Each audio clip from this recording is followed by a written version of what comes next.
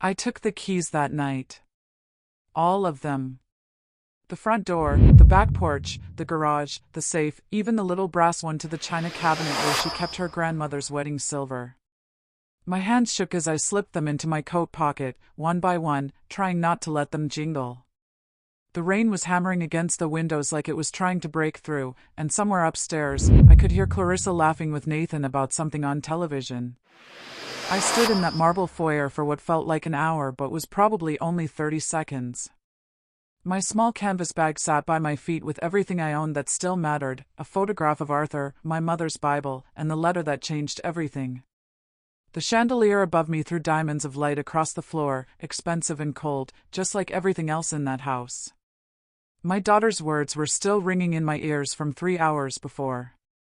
Mother, if comfort is truly in the heart and not the home, then you won't mind sleeping in the doghouse tonight, will you? Prove it to me, old woman. She'd said it with a smile. That's what hurt most. Not anger, not frustration, but that casual, careless cruelty that comes when someone stops seeing you as human. So I did what she asked. I spent 2 hours in that doghouse, sitting on the straw mat where their golden retriever used to sleep before he died. The smell of wet hay and old leather filled my lungs. Through the small opening, I could see the lights of the mansion, every window glowing warm while I sat in the dark with my arthritis screaming and my heart breaking into pieces so small I wasn't sure I'd ever find them all again. Hi viewers, kindly tell us where you're watching from and what time it is. Warm welcome to the family, enjoy the story. But then I remembered the letter. The one that arrived that very morning from Lawrence Finch, Arthur's old business partner. The one that told me my late husband had made an investment 40 years ago that nobody knew about. The one that said I wasn't the poor, helpless old woman my daughter thought I was. I looked up at those glowing windows one last time. Clarissa was probably in her silk pajamas by now, the ones that cost more than I used to spend on groceries for a month. Nathan would be pouring himself another whiskey in the study with the fireplace that worked perfectly while the heater in my cottage stayed broken for 6 weeks. I didn't leave a note. I didn't say goodbye. I just turned the deadbolt from the inside, slipped out through the side door, and locked it behind me. The rain soaked through my coat before I even reached the end of the driveway, but I didn't care. Each step away from that mansion felt like breathing for the first time in months. My old sedan was parked 3 houses down where I'd moved it earlier that afternoon when I'd made my decision. I'd told Clarissa I was going to evening church service. She didn't even look up from her phone. By the time I started the engine, my teeth were chattering and my fingers could barely grip the steering wheel. But I was smiling. Actually smiling. Because in my purse, along with those keys, was the address Lawrence had given me. A property. A bank account. A future that Clarissa knew nothing about. I drove through that rain for 40 minutes, watching Willow Creek disappear in my rearview mirror, and I didn't look back once. The motel I checked into that night was nothing special. $38, a bed that sagged in the middle, and a heater that rattled like it had pneumonia. But it was mine. I'd paid for it with my own money, and nobody could tell me I didn't deserve to be there. I laid those keys out on the nightstand in a neat little row. 9 keys total. 9 locks that Clarissa would need to change if she ever wanted to feel secure in that house again. 9 small pieces of metal that represented something bigger than revenge. They represented the moment I remembered who I was before I became invisible. By the time the sun rose, I was gone. And Clarissa never found me again. If you think no parent deserves such cruelty, hit the like button. This story will show you how quiet justice finds its way. I wasn't always invisible. There was a time when I was young and my hands didn't shake and Arthur Halden looked at me like I was the only star in a sky full of darkness. We met at a church picnic in Willow Creek when I was 19 years old. He was wearing a blue shirt with the sleeves rolled up, and he had dirt under his fingernails from helping his father fix a fence that morning. "You're Martha Greenwood," he said, not asked. Like he'd been working up the courage to talk to me for weeks. "And you're the boy who's been staring at me every Sunday for a month," I said back. He blushed so red I thought he might pass out right there in the grass. But he didn't run away. Instead, he sat down next to me and we talked until the sun set and my mother started calling my name across the field. We got married 8 months later in that same church. My dress cost $12 and we had the reception in Arthur's parents' barn with lemonade and sandwiches and a record player someone borrowed from the school. It was perfect. Not because it was fancy, but because it was ours. Arthur worked construction during the day and took business classes at night. I worked at the diner on Main Street, the one with the red booths and the jukebox that only played songs from the 40s. We saved every penny we could. 5 years later, we bought a little house on Maple Street with yellow shutters and a porch swing that squeaked when you rocked too hard. Then came Clarissa. She arrived on a Tuesday morning in April with a head full of dark hair and lungs that could wake the whole hospital. Arthur cried when they put her in his arms. Actually cried. I'd never seen him cry before, not even at his father's funeral.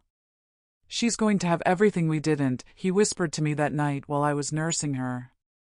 I promise you, Martha. She'll never know what it's like to go without. I should have known then. Should have heard the warning in those words. But I was 27 and exhausted and so full of love I couldn't see past the next feeding. We raised Clarissa with everything we had. Not money, we didn't have much of that, but time and attention and rules that mattered. She had chores.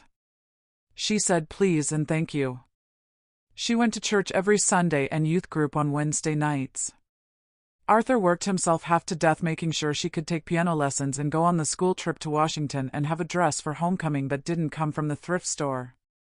I took extra shifts at the diner and learned to make one chicken stretch across 4 meals. And Clarissa was good. She really was. She brought home straight A's and helped me with the dishes and read to Arthur from the newspaper when his eyes got tired at night. But somewhere around her 16th birthday, something shifted. She started looking at our yellow house differently. Started comparing our dinner table to the ones at her friends' houses. Started saying things like when I'm successful instead of when I'm happy. Arthur noticed it too. I'd catch him watching her sometimes with this expression I couldn't quite read. Sad, maybe. Or worried. She's just ambitious, I told him one night after Clarissa had gone to bed. There's nothing wrong with wanting more than what we had. He looked at me for a long time before he spoke. Wanting more and being grateful for what you have aren't opposites, Martha. They should live in the same heart. I squeezed his hand and changed the subject because I didn't want to admit he was right. Clarissa went to college on a partial scholarship. We covered the rest with loans we'd be paying off for years. She came home less and less.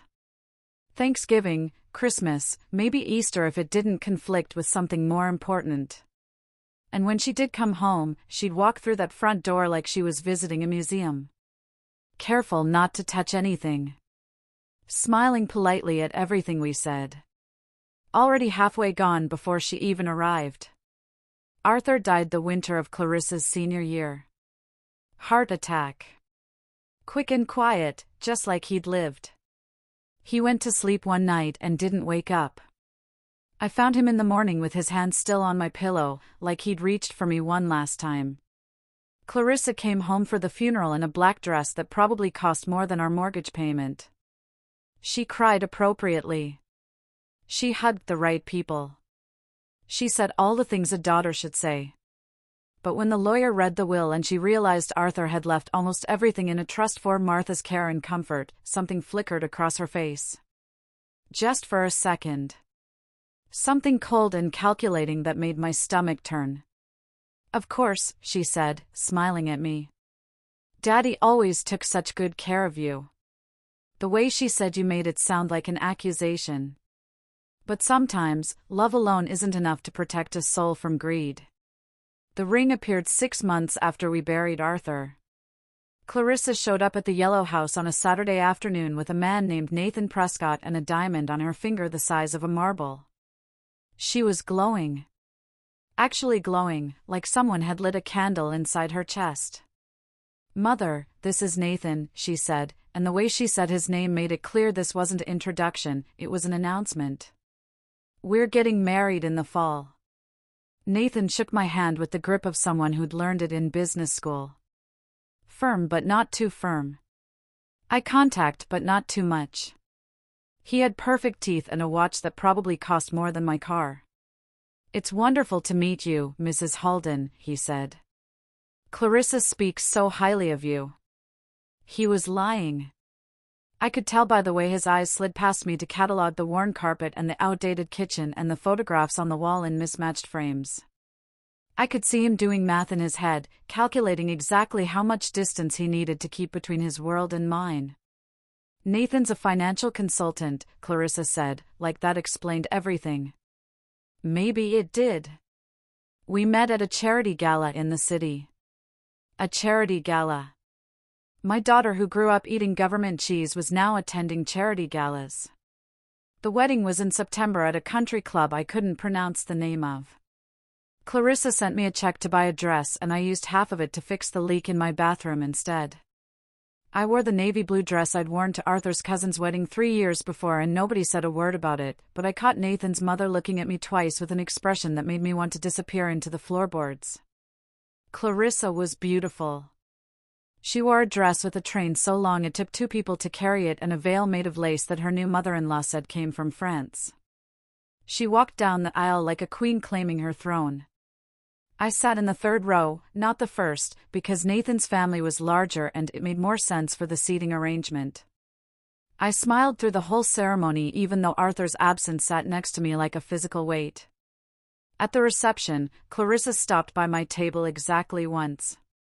"Are you having fun, Mother?" she asked, but she was already looking over my shoulder at someone more important. "It's lovely, sweetheart," I said. "Your father would have been so proud." Her smile flickered. "Yes, well. Nathan's giving me the life Daddy always wanted me to have." She walked away before I could tell her that wasn't true. That what Arthur wanted was for her to be kind and grateful and strong. That he wanted her to build a life, not buy one. After the wedding, they moved into a house in Ashford Heights, the kind of neighborhood where the mailboxes match and everyone's lawn looks like it was cut with scissors. I saw it once when Clarissa invited me over for Christmas that first year. It wasn't a home. It was a showroom. White couches nobody was allowed to sit on. Art on the walls that didn't mean anything to anyone. A dining room table that sat 12 but only ever fed 2. "Nathan's doing so well," Clarissa kept saying, like she was trying to convince herself. "We're thinking of adding a pool next spring." I noticed she said Nathan's doing well, not we're doing well. Like his success was something she was holding on to instead of something they built together. The visits got shorter after that. A phone call every few weeks. A card on my birthday, always signed by both of them but written in Clarissa's hand. Nathan never came to Willow Creek. "Too busy," Clarissa said. "Too many important meetings." Then Arthur's old business partner, Lawrence Finch, died and left his share of something to someone, and Clarissa started asking questions about Arthur's investments and whether there was anything else from the estate she should know about. I told her the truth. That Arthur left everything to me. That there wasn't some secret fortune hiding in a bank vault somewhere. She smiled when I said it, but the smile never reached her eyes. "Of course, Mother," she said. "I wasn't suggesting anything. I just want to make sure you're taken care of." But the way she looked at my little yellow house with its peeling paint and crooked shutters told a different story. She was calculating again. Wondering what it might be worth. Wondering how much longer I'd need it. Wondering, maybe, how much longer I'd be around to need anything at all. Nathan started working longer hours. Clarissa started spending more.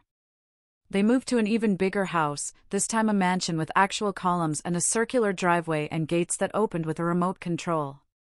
"You should see it, Mother," she said on the phone. "It has 7 bedrooms and a library and a chandelier in the entryway that cost more than most cars." "That's wonderful, honey," I said, but what I was thinking was, why do two people need 7 bedrooms? My arthritis got worse that year. Then my hip. Then the thing with my heart that the doctor said wasn't serious but needed monitoring. I started having trouble with the stairs in the yellow house. Started burning things on the stove because I'd forget I was cooking. Started feeling like the walls were getting closer together. Clarissa noticed during one of her brief visits. I saw her watching me struggle to get up from the couch, saw her eyes tracking the pile of medical bills on the kitchen counter. "Mother," she said slowly, "have you thought about what comes next? About where you'll live when this gets harder?" And just like that, the trap was set. If I'd known what that ring on her finger would cost her soul, I'd have stopped the wedding that very day. The invitation came on a Tuesday in March. Clarissa called me instead of texting, which should have been my first warning. She only called when she needed something or when she was about to deliver news that required a specific tone of voice. "Mother, Nathan and I have been talking," she said, and I could hear her walking through her house, her heels clicking on marble floors. "We have all this space, and you're there alone in that old house. It doesn't make sense anymore." I was sitting at my kitchen table with a cup of tea that had gone cold an hour ago. My hip was throbbing from the weather change and I'd spent 20 minutes that morning trying to remember where I'd put my glasses before finding them on top of my head. "What doesn't make sense?" I asked, even though I already knew. "You living alone. Struggling. We have a cottage on the property, completely separate from the main house. It has a bedroom, a little kitchenette, a bathroom. You'd have your privacy, but we'd be right there if you needed anything. The cottage. Not a room in their mansion with 7 bedrooms. A cottage." "That's very kind of you both," I said carefully. "It's not kind, Mother. It's practical. You're 72 years old and you fell twice last month. What if something happens and nobody finds you for days?" Her voice had that edge to it, the one that made concern sound like criticism. "Besides, we could really use your help with things around here. Light housekeeping, maybe some cooking. You know how busy Nathan is." There it was. The real invitation. Not to be cared for, but to be useful. I should have said no. Should have told her I'd figure something else out. But my savings account was getting thin and the yellow house needed a new roof and my hip surgeon said the operation would cost more than I had even with Medicare. "When were you thinking?" I heard myself ask. "This weekend," she said, like it was already decided. "Nathan will send movers for your things. Just pack what matters." What matters? Like 72 years of life could fit in a few boxes marked what matters. I moved in on a Saturday. The cottage was exactly what Clarissa described, a bedroom, a kitchenette, a bathroom. Clean and empty and cold. The furniture was nice enough, the kind you buy when you need to fill a space but don't care what it looks like. There were no photographs on the walls. No curtains on the windows. Nothing that said anyone had ever lived there or ever would. "Isn't it perfect?"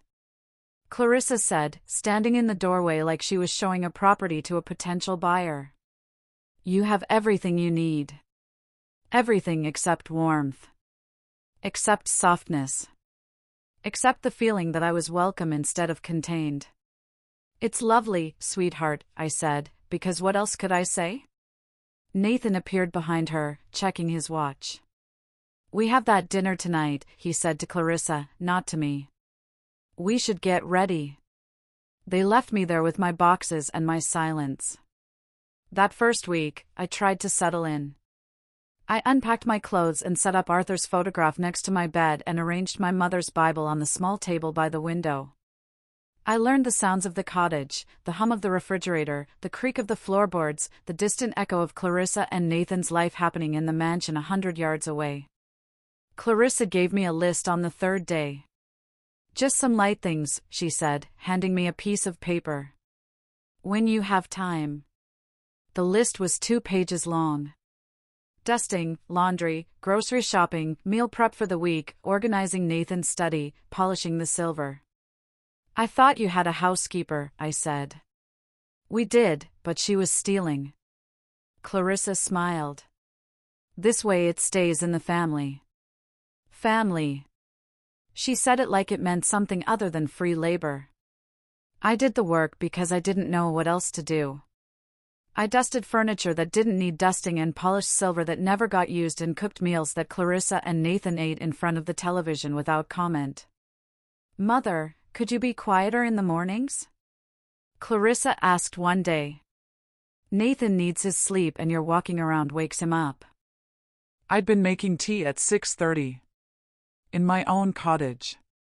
100 yards from their bedroom. Of course, I said. The heater in the cottage stopped working in April. I mentioned it to Clarissa 3 times. Then 5. Then 10. Nathan's so busy with work, she kept saying. I'll remind him. But Nathan was never too busy for golf. Never too busy for his poker nights or his business trips or his weekend getaways with Clarissa to places with names I couldn't pronounce. I wore 2 sweaters and slept under 4 blankets and told myself this was temporary. That I'd save up enough to get my own place again. That this was just a chapter, not the whole story. But deep down, I knew the truth. I didn't know I was walking into a mansion built not on love, but on cold marble and pride. Would you move in with your child if they treated you coldly? Tell me in the comments. I read every one. The cold came early that year. October hit Ashford Heights like a slap, and while the mansion blazed with heat and light, my cottage sat in the dark like a forgotten shed. The broken heater rattled when I tried to turn it on, coughing out air that was somehow colder than what was already in the room. I mentioned it again. Clarissa nodded and said, I know, Mother, in that voice people use when they're not really listening.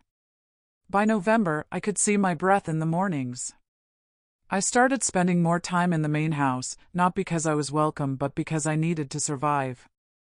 I'd make excuses to clean things that didn't need cleaning just to stand near the fireplace for a few extra minutes. I'd take longer preparing meals so I could feel the warmth from the oven. Clarissa noticed, of course. Mother, you're hovering again, she said one afternoon when I was folding towels in the hallway near the heating vent. Don't you have things to do in your cottage? My cottage. Like it was mine by choice instead of exile. The heater still isn't working, I said quietly. She sighed like I'd asked her to solve world hunger. I'll add it to Nathan's list. Nathan's list. I'd been hearing about Nathan's list for 2 months now. It seemed to include everything except the one thing I needed. The dinner parties started in November. Clarissa and Nathan hosted them twice a month, sometimes more. Important people, Clarissa called them. Business associates and their wives. People who drove cars that cost more than most houses and wore watches that could feed a family for a year. I wasn't invited to these dinners. I was the help. I'd cook for 8 hours, preparing dishes with ingredients I'd never heard of from recipes Clarissa printed off the internet. Then I'd slip back to my cottage before the guests arrived, watching through my small window as they laughed and drank and ate the food I made without ever knowing I existed. One night in December, I heard them talking. I'd come back to get something I'd forgotten, and their voices carried through the French doors that opened onto the patio. Your mother made this? One of the women asked. There was a pause. Then Clarissa's laugh, light and embarrassed. Oh, she helps out sometimes. Gives her something to do. Something to do. Like I was a child who needed to be kept busy instead of a mother who had raised her and loved her and given up everything so she could have piano lessons and school trips and a wedding that cost more than I'd earn in 10 years. Nathan's voice came next, lower but still audible. She's from different circumstances, he said, like that explained everything. Like being poor was a disease I might spread if they got too close. I stood there in the dark holding a dish towel and feeling something crack inside my chest. Not my heart, exactly. Something deeper than that. something that had been holding me together for 72 years. I walked back to the cottage and didn't come out for 2 days. Clarissa knocked once. "Mother, are you sick?" "Just tired," I said through the door. "Well, we're having people over Thursday. I'll need you ready by 3. That was it. No, "Are you okay?" No, "What can I do?" No recognition that something might be wrong beyond my usefulness to her. The cold in that cottage wasn't just temperature anymore. It was absence. The absence of care, of warmth, of basic human decency. I'd lie in bed at night under my pile of blankets, my joints aching and my chest tight, and wonder how I'd gotten here. How the baby I'd nursed and the child I'd raised and the daughter I'd loved had turned into this stranger who saw me as a burden instead of a blessing. Christmas came and went. They gave me a gift card to a grocery store and a scarf that still had the clearance tag tucked inside. I gave them framed photographs of Clarissa as a child, moments I'd captured and saved for decades. Clarissa opened hers, smiled politely, and set it on a side table where it disappeared within a week. January was worse. The pipes in my cottage froze twice. The window in the bedroom wouldn't close all the way and wind came through the gap like it was hunting for something to kill. I got sick, a cough that settled in my lungs and wouldn't leave. "You should see a doctor," Clarissa said when she heard me wheezing one day. "With what insurance?" I asked before I could stop myself.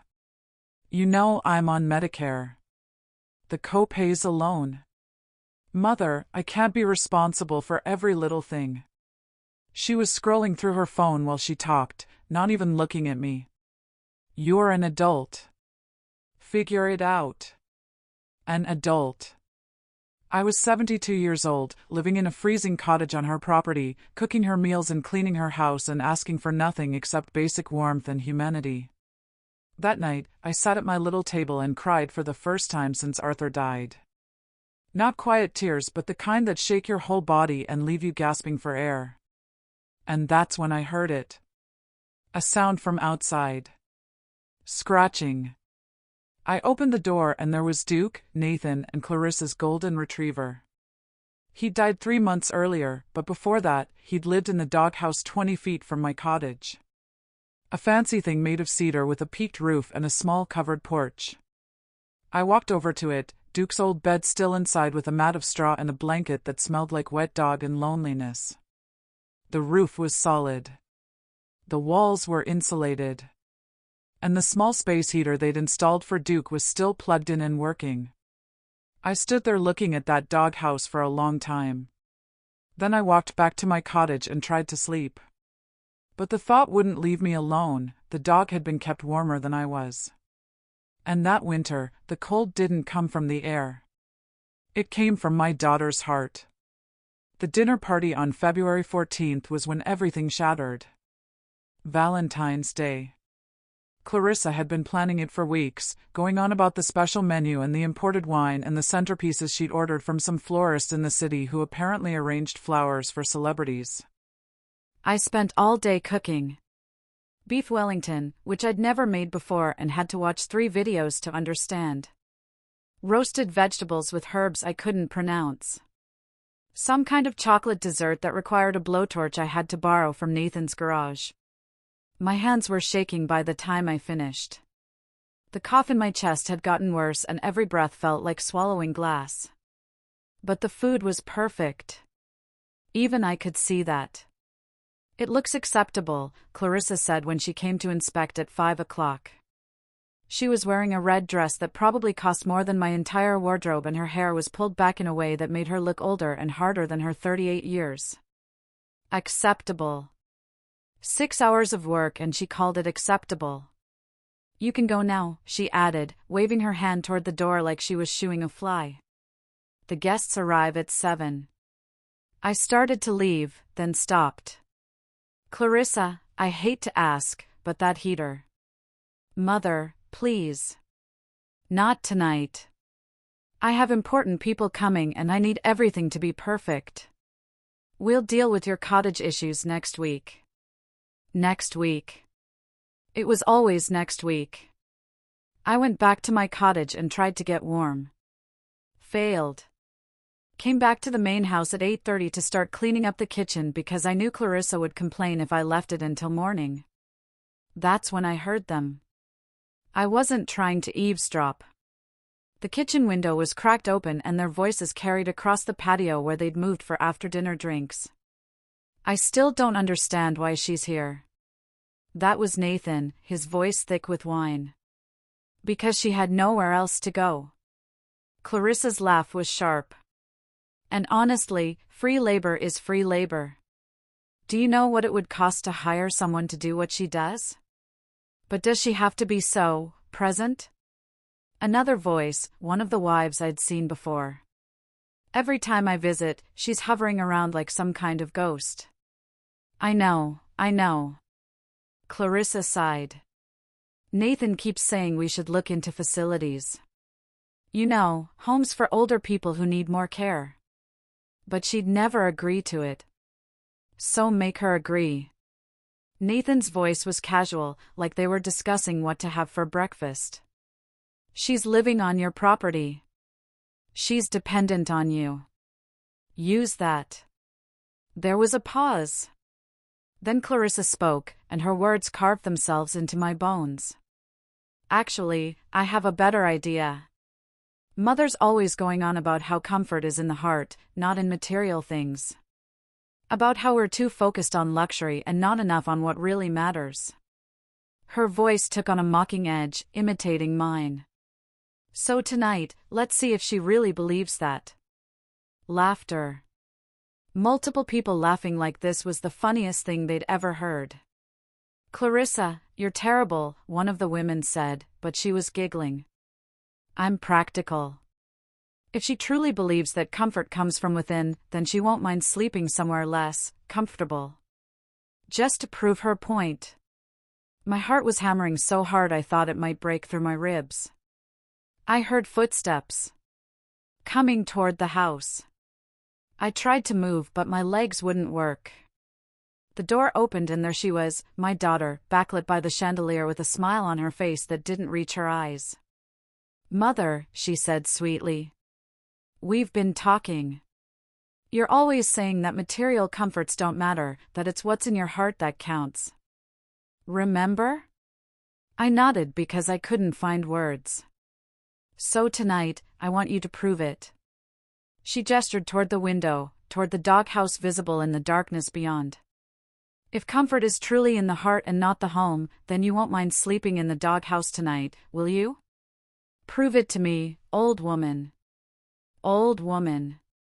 Not mother. Not even Martha. Old woman.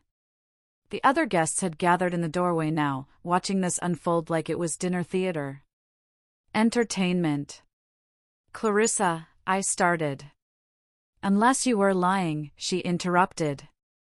Unless all those little lectures about gratitude and materialism were just words. Were they just words, Mother? I looked at her face and saw a stranger.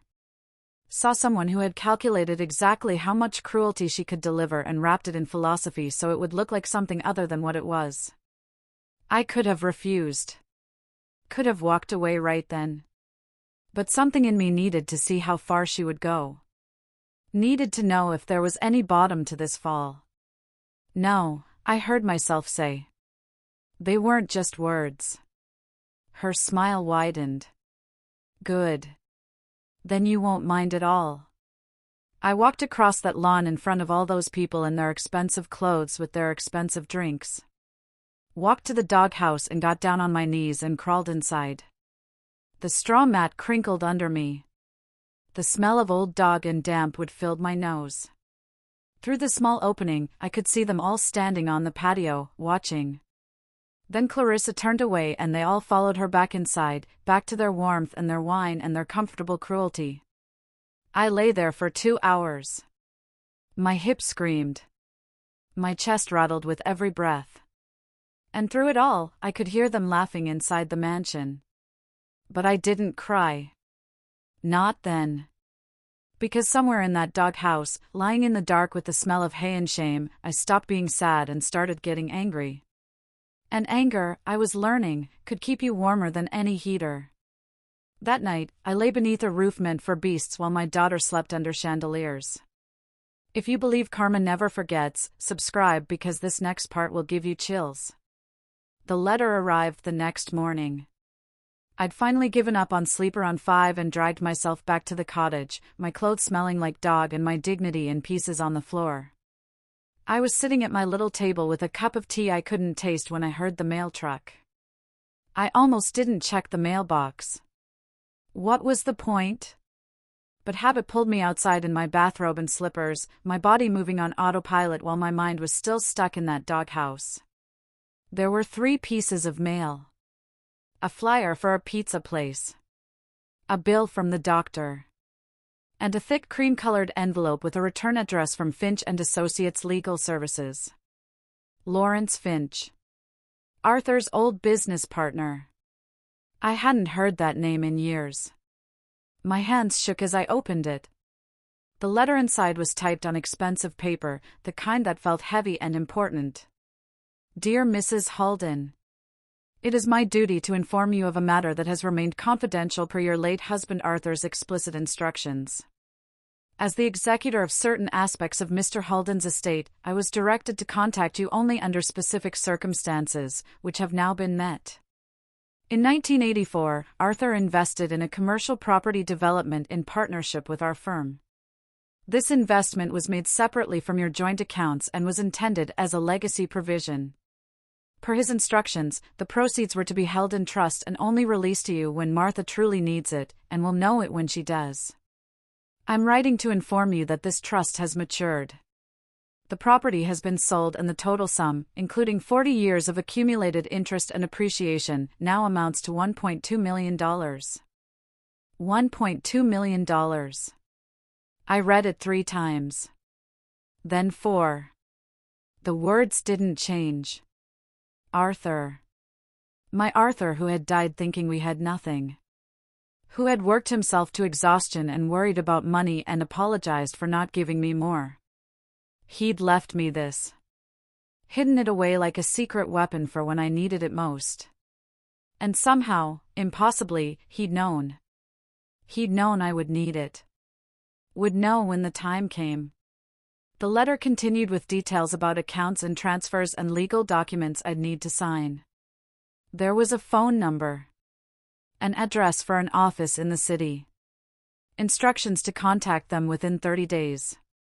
I sat there holding that letter as the sun came up, and for the first time in months, I felt something other than cold and tired and small. I felt powerful. The timing was impossible to ignore. Last night I'd been in a doghouse. This morning I was a millionaire. If that wasn't God or the universe or Arthur himself reaching down to tell me something, I didn't know what was. I spent that whole day in the cottage planning. Not impulsively, not emotionally, but carefully. Methodically. The way Arthur would have done it. First, I called the number on the letter. Confirmed everything was real. Made an appointment for Monday. Second, I started making a list. What I'd take, what I'd leave, where I'd go. Third, I did something I hadn't done in months. I smiled. Clarissa knocked on my door that evening. I'd been expecting her, knew she'd eventually come to check if I'd survived the night or if I was ready to agree to whatever facility she and Nathan had in mind. "Mother, we need to talk about last night," she said when I opened the door. Her voice was gentle now, manufactured concern. "I think maybe things have gotten to a point where we need to consider other arrangements for you." Other arrangements. Like I was a piece of furniture that didn't fit the decor anymore. What kind of arrangements? I asked calmly.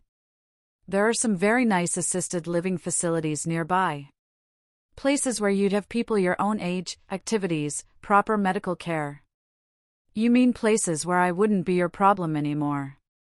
Her face tightened. Don't be dramatic. This is about what's best for you. I looked at her standing there in my doorway, this stranger wearing my daughter's face, and I felt something settle inside me. A decision clicking into place like a lock turning. "I'll think about it," I said.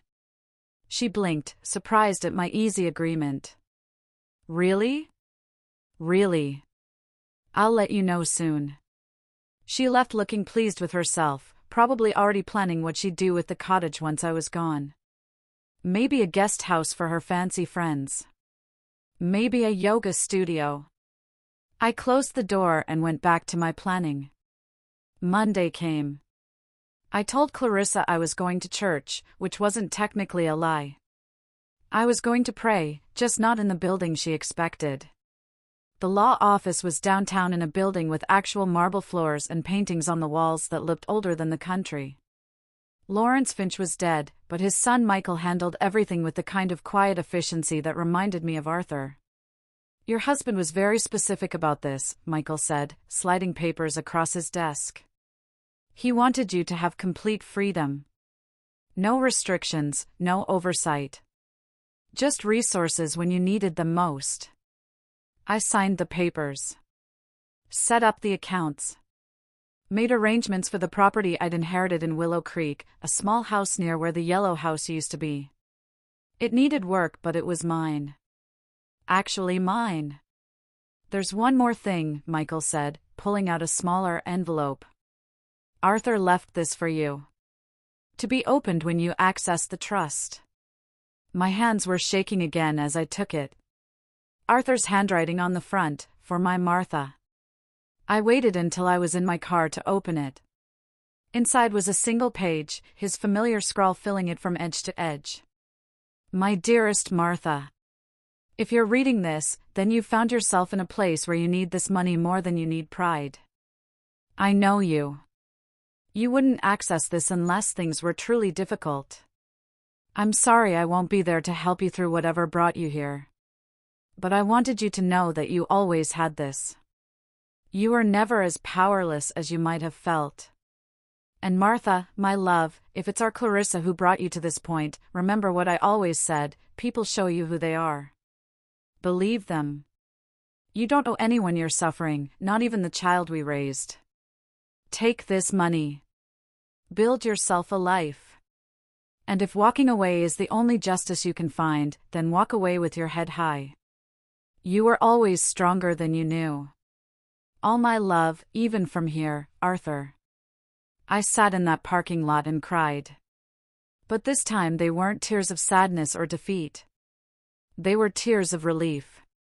And as I folded that letter, I realized God had been watching all along. I spent the next week pretending everything was normal.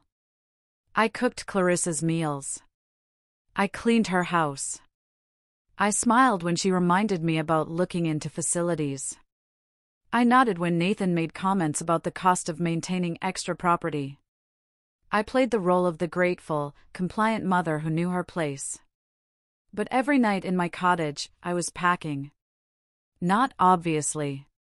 Not in a way anyone would notice. Just a few things each day, slipped into boxes I kept under my bed. The photograph of Arthur. My mother's Bible. The few pieces of jewelry I had left. The letters Arthur had written me when we were young. Everything that mattered fit in 3 boxes. 45 years of marriage and 72 years of life, condensed to 3 cardboard boxes that would fit in my trunk. Thursday afternoon, I told Clarissa I'd be going to evening service at the church. Fine, she said without looking up from her phone. Can you pick up dry cleaning on your way back? Of course, I said. I wouldn't be coming back. I'd moved my car 3 houses down that afternoon while Clarissa was out shopping.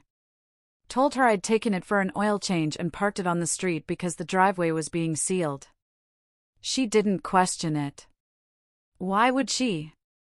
I was just the old woman who did what she was told. 6 o'clock came. I put on my church clothes and my good coat. Picked up my purse, which was heavier than usual because it contained my important documents, my new bank cards, and the address of the hotel where I'd be staying until the house in Willow Creek was ready. I walked through that mansion one last time. Through the kitchen where I'd cooked 1,000 meals nobody appreciated. Through the hallway where I'd dusted furniture nobody cared about.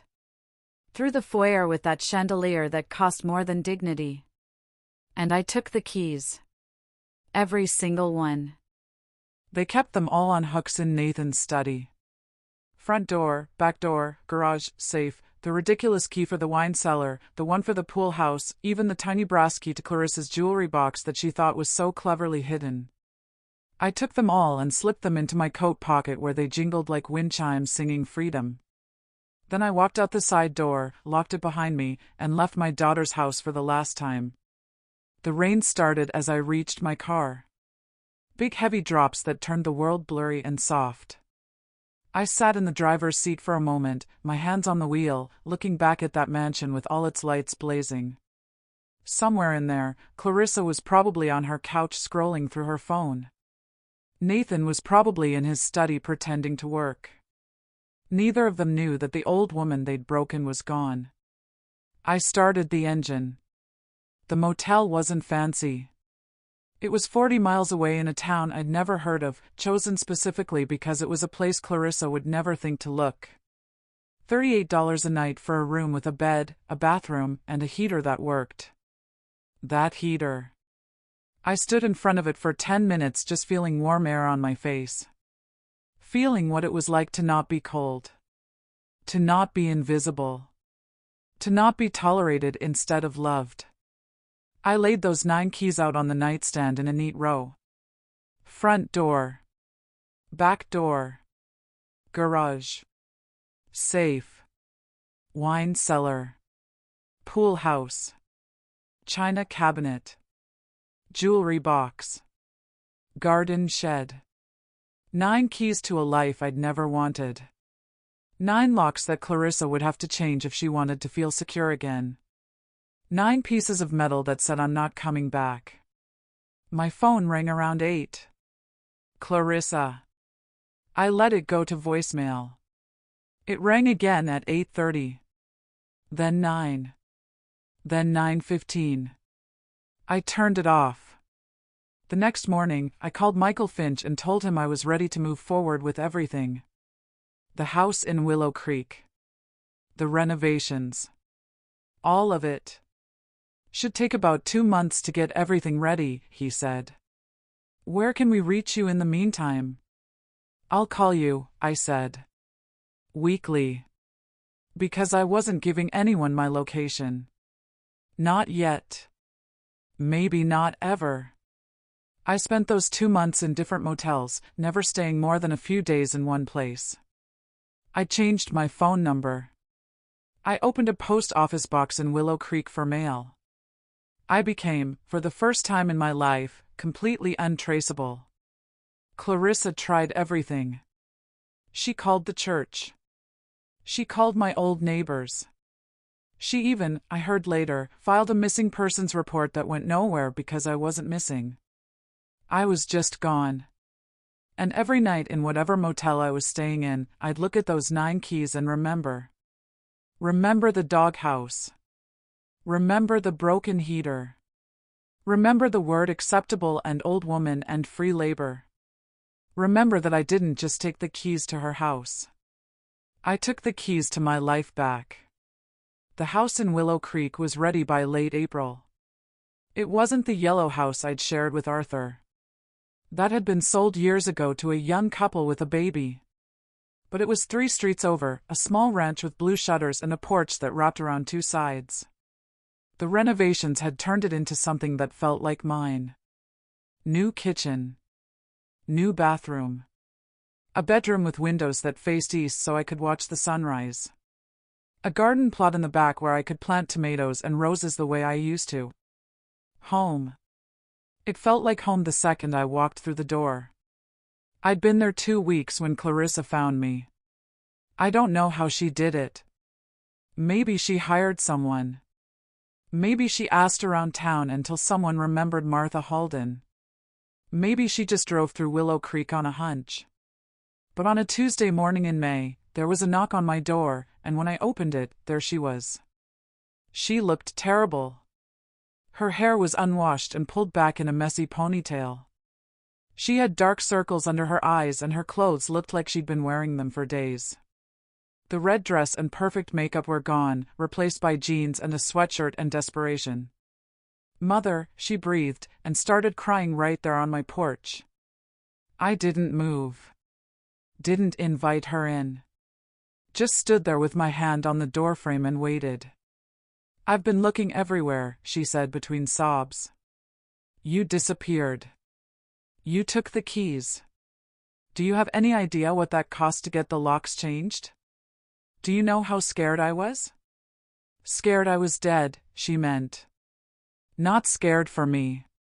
Scared of what my death would mean for her. What do you want, Clarissa?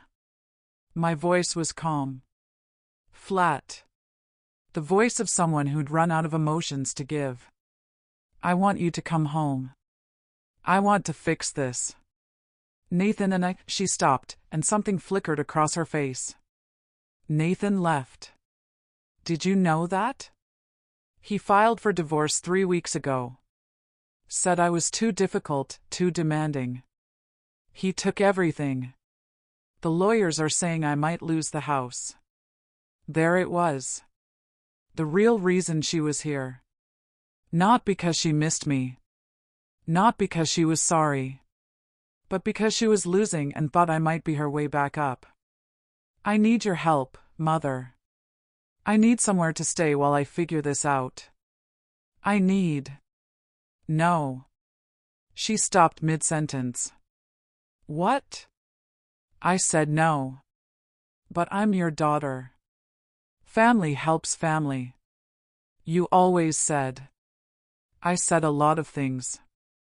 I looked at her standing there on my porch, this woman who'd called me old woman and made me sleep in a doghouse and treated me like a burden she'd been saddled with through no fault of her own. I said comfort comes from the heart. I said material things don't matter.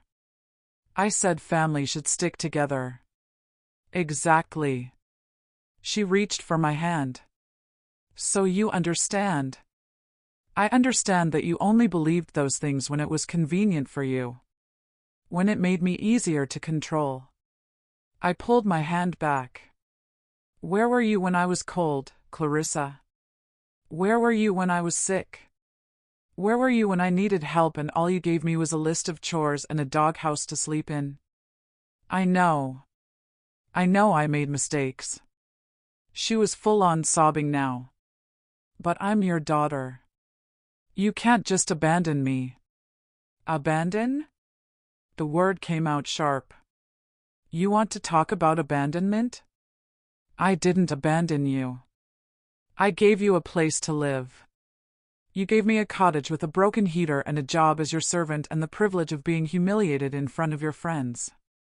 My voice was rising now, months of anger finally finding its way out. You made me prove that comfort came from the heart by sleeping in a doghouse. So tell me, Clarissa, what does your heart feel like right now? Comfortable? She stared at me like I'd slapped her. I'm sorry, she whispered. I'm so sorry. I'll do anything. Please, Mother. Please. And for just a second, I almost let her in. Almost gave her the mercy she never gave me. Because she was my daughter and I'd loved her since before she was born and maybe she really had learned something. But then I smelled it. Hay. The faint scent of hay from her clothes, like she'd been sleeping somewhere rough. And I remembered lying in that doghouse with my hip screaming and my chest rattling while she laughed with her friends inside. No, I said again, and started to close the door. What about the money? She called out, desperate now. Daddy left you money, didn't he? That's how you afforded this place. That's how you. I shut the door. She pounded on it for 10 minutes, crying and begging and eventually threatening. I sat on my couch and drank my tea and listened to her fall apart the way I had fallen apart in that cottage for months. Eventually, she left. I watched from the window as she got in her car, a car I noticed was older and cheaper than the one she'd driven before. Watched her sit there crying into her steering wheel. Watched her finally pull away. And I felt nothing. Not satisfaction, not guilt, not sadness. Just nothing. For a second, I almost let her in. But then I remembered the scent of hay. Clarissa came back 3 more times over the next month. Each time, I didn't answer the door. I'd watch from the window as she knocked and called and eventually left notes that I'd throw away unread. The 4th time, she didn't come alone. She brought a minister from her church, a man I didn't know. He knocked politely and called me Sister Holden through the door and talked about forgiveness and Christian charity and the importance of family reconciliation. I opened the door for that one. "Tell me something," I said to him, ignoring Clarissa completely. "What does your Bible say about children honoring their parents?" He blinked, confused. "Well, it's one of the commandments." "And what does it say about treating others the way you want to be treated?" "The golden rule, yes, but..." "So if someone treats their mother like a servant, makes her sleep in a doghouse, and only comes back when they need something, is that honoring? Is that the golden rule?" He opened his mouth, closed it, looked at Clarissa with an expression that said, "This isn't what you told me." "I thought not," I said, and closed the door. They didn't come back after that. But then something changed. 6 weeks after I closed my door on her for the first time, Clarissa showed up at church. My church, the small one in Willow Creek where I'd started going again. She sat in the back and didn't try to talk to me. Just sat there with her head down, listening to the sermon. She came back the next week. And the week after that. The 4th week, she stayed for coffee hour. I saw her talking quietly to Pastor Helen, saw the way she kept glancing at me across the room. I didn't approach her. But I didn't leave either. After that, she started volunteering. Helping with the food pantry on Thursdays.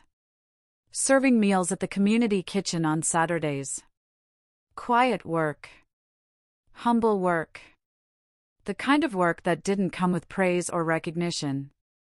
She never tried to talk to me during these times. Never approached me at all. Just did the work and left. 3 months after she first showed up at church, Pastor Helen asked if she could speak with me. "Clarissa's been working with me," she said carefully. "She's asked if she could apologize to you." Really apologize. Not asking for anything, just wanting to say what needs to be said. "Did she tell you what she did?" I asked. "Yes. All of it." Pastor Helen's face was kind but serious. "And I've been working with her on understanding why she did it. On processing her own pain and pride and the way she learned to value the wrong things." Working with her for 3 months to apologize? Working with her for 3 months to become someone who's capable of a real apology. There's a difference. I thought about that. About the difference between "I'm sorry" and actually being sorry. About the difference between wanting forgiveness because you need it and wanting forgiveness because you understand what you did. "All right," I said. "She can come by Saturday." 2 o'clock. Saturday came and I was nervous in a way I hadn't expected. I made tea. Straightened the living room. Changed my clothes twice. Felt ridiculous about all of it. Clarissa arrived exactly at 2. She wasn't dressed fancy. Jeans, a simple sweater, her hair pulled back. She looked smaller somehow. Younger. "Thank you for seeing me," she said when I opened the door. I nodded and let her in.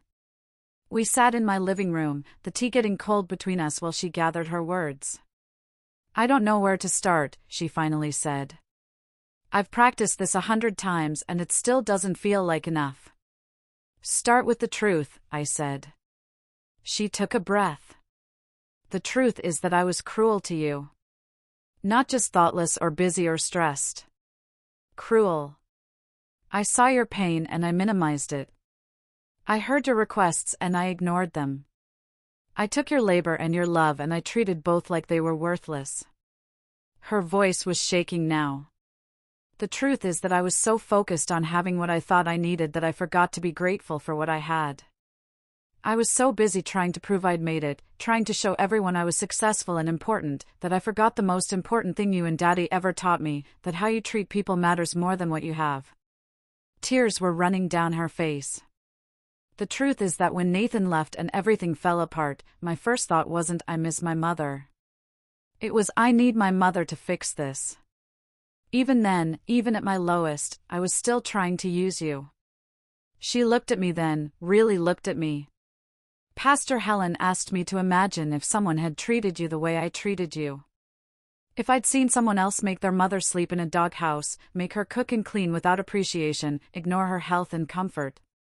She asked me what I would think of that person. And? I asked quietly. And I would have thought they were a monster. Her voice broke. I would have thought they didn't deserve their mother's love. And she asked me why I thought I deserved any different. The silence stretched between us. I'm not asking you to forgive me, Clarissa continued.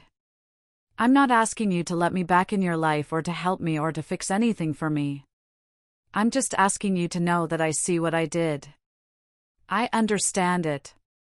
And I will spend the rest of my life trying to be someone who never does anything like that again. I looked at this woman, my daughter, sitting in my living room crying. And I thought about all the ways we hurt each other. All the ways love gets twisted into something else when we stop paying attention. All the ways pride and fear and wanting can turn us into people we don't recognize. Where are you living now? I asked. She wiped her eyes. I have an apartment across town. Small. I'm working at the library. It's not much, but it's honest work and it's mine. And what do you want from me? She shook her head. Nothing. I just wanted you to hear me. To know that I know. I poured fresh tea, watching the steam rise. My mother used to say that forgiveness isn't for the other person. It's for yourself. That carrying anger is like carrying a hot coal. You're the one who gets burned. Clarissa nodded, not speaking. But I also think forgiveness isn't the same as forgetting. Or as going back to how things were. I met her eyes. Do you understand that? Yes. And I think rebuilding trust takes time. A lot of time. More time than 3 months. I understand. I sipped my tea. Pastor Helen mentioned you've been volunteering. I have. It helps. Reminds me that there's always someone who needs help. That service isn't beneath anyone. We sat there for a while longer, talking carefully about small things. Her job. My garden. The weather. Building something new in the space where the old relationship had burned down. When she left, I didn't hug her. But I walked her to the door. Can I come back? She asked. Not for anything. Just to talk. To keep rebuilding. Saturday afternoons, I said. 2:00. We'll see how it goes. She nodded and left. Over the next year, Clarissa showed up every Saturday at 2:00. Sometimes we talked for hours. Sometimes for 20 minutes. Slowly, carefully, we rebuilt something.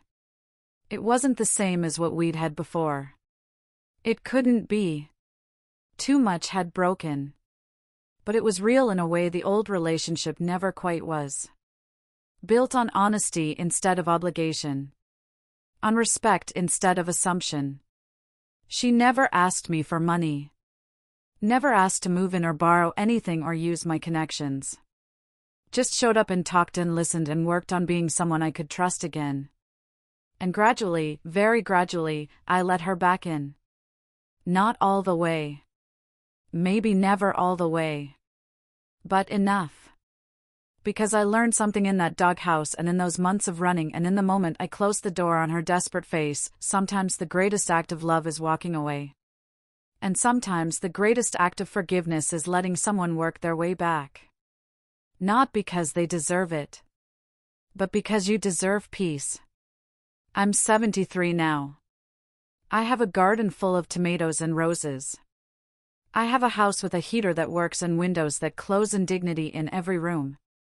I have Saturday afternoons with a daughter who's learning what it means to love someone beyond what they can do for you. And I have 9 keys in a drawer that remind me, when someone shows you who they are, believe them. And when life puts you in the doghouse, you build yourself a palace. Not made of marble or chandeliers or anything you can buy, but made of self-respect and boundaries and the quiet knowledge that you never, ever have to accept cruelty in the name of love. If this story touched your heart, give it a thumbs up and share it with someone who needs hope. Subscribe for more stories of quiet justice, turn on notifications so you never miss a new story, and tell me in the comments, have you ever had to walk away from someone you loved? Your story might inspire someone else who needs to hear it. Thank you for being part of this family. Until next time, remember, true revenge is peace.